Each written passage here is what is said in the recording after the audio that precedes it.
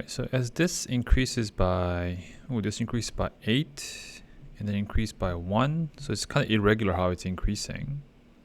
So let's just, it's irregular. That tells me perhaps I should consider an inverse.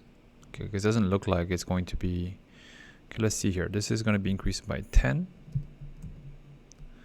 And then it's increasing by 5.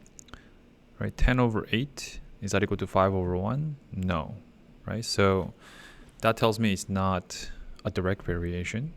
So let's try k over x. To solve for k, you plug in, let's say, this. So then you're going to get 45 for k. And let's plug in 5 and see what we get. Okay, you get 9. When you plug in 5, you get 9, not 25. So perhaps not an inverse either. This is probably a neither.